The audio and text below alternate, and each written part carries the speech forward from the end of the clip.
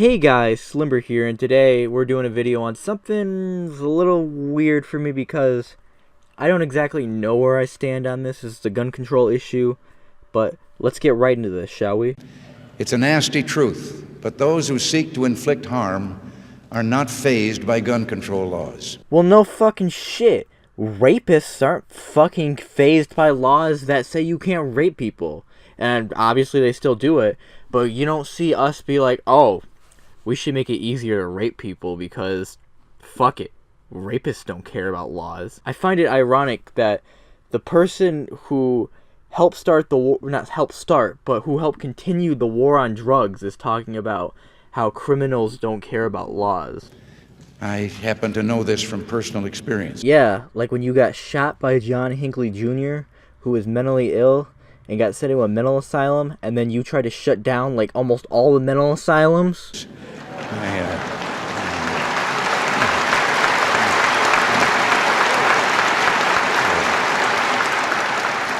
You know, I've always felt a special bond with the members of your group. You live by Lincoln's words. Important principles may and must be inflexible. Your philosophy put its trust in people. So you insist on individuals be held responsible for their actions. The NRA believes that America's laws were made to be obeyed and that our constitutional liberties are just as important today as 200 years ago.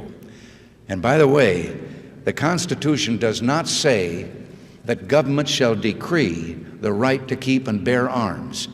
The Constitution says the right of the people to keep and bear arms shall not be infringed. So this is my problem with Prager, is they seem to be missing the issue. The majority of Americans are not saying, hey, let's take everybody's fucking guns. They're saying we need some sort of gun control. It's very, I guess, it's a mixture of ideas, I guess, of where exactly, how far we need to go.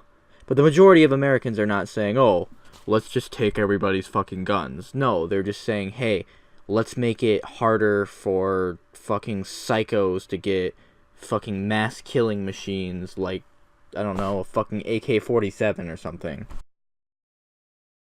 The next time you hear a politician call for common sense gun control, listen for the details.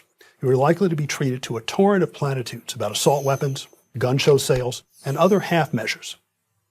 These sorts of proposals are rooted in a theory of gun control that has been around since the 1960s. The basic idea is that fewer guns equal less gun crime. But for this theory to have even a chance of working, drastic reductions in the supply of guns will be necessary. Everything else amounts to security theater. The late Senator Howard Metzenbaum, a strong gun control advocate, explained it this way: if you don't ban all guns, you might as well ban none of them. No, you can limit what kind of guns people can get without banning every single gun in the country. You don't need to fucking ban every gun that there is, when you could literally limit, like, hey, maybe don't fucking have semi-automatics. You can allow people to not walk around. Yeah, you know what, you could allow open carry with pistols or shit like that, and just be like, hey, you can't have fucking semi-automatics or whatever. Like, come on, dude. But few, if any, politicians who call for common sense gun control have the courage to propose this. Even putting aside the issue of the Second Amendment to the Constitution, which affirms the right to keep and bear arms. It says you have the right to bear arms. It doesn't say what arms you have the right to bear. It doesn't say you need a fucking AR-15. It just says you have the right to bear arms. So that could apply to anything. A gun ban has no broad popular support. Never mind the conservative states. Handgun ban referendums failed by large margins in two of our most liberal states. Yes, handgun bans. Most people don't want handgun bans, but a lot of people want semi-automatics banned. Massachusetts in 1976 and California in 1982. You couldn't find more relevant sources. You couldn't find, like, I don't know, something from 2018, it's 2019 right now, but, you know, I doubt there's any polls right now on January 4th. But you couldn't find anything more relevant, not something from almost over 30 years ago. Like, come on. No serious attempts have been made since then. Recently, Australia's gun control efforts have gained new prominence as a possible model for the United States to follow. Let's take a closer look at Australia. In 1996, after a lunatic used a semi-automatic rifle to murder 34 people in Tasmania. Sounds like something that happens here, except like, I don't know, every fucking week. The Australian government banned all semi-automatic rifles and repeating shotguns. Owners of roughly 700,000 registered firearms, about a quarter of the country's 3 million total guns, were required to turn them in for destruction. The government called this a buyback, but in fact no one had a choice. Yeah. With the buyback, you didn't have a choice, obviously. They never once implied you had a choice. As my research shows, this model will not work in the United States for the simple reason that the U.S. has roughly 325 million guns. Then we come up with another way to do something like that, if that doesn't work. And 325 million guns, but what percentage of those are semi-automatics? That's the thing. How much of those are semi-automatic? A lot of those could be handguns for all we know, you know? This is orders of magnitude more than any other country.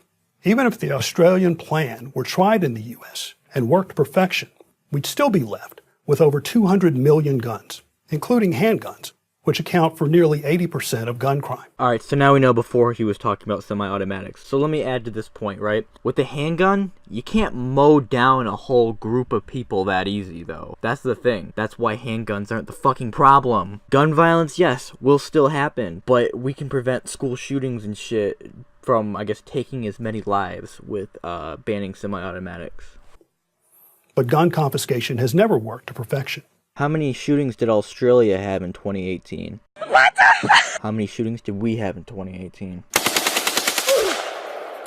Now, don't get me wrong. They have better healthcare, so they probably have better mental health care. So their people are probably being treated better mentally. But I'm just saying, both are pretty big factors as to why they probably don't have as many shootings as we do.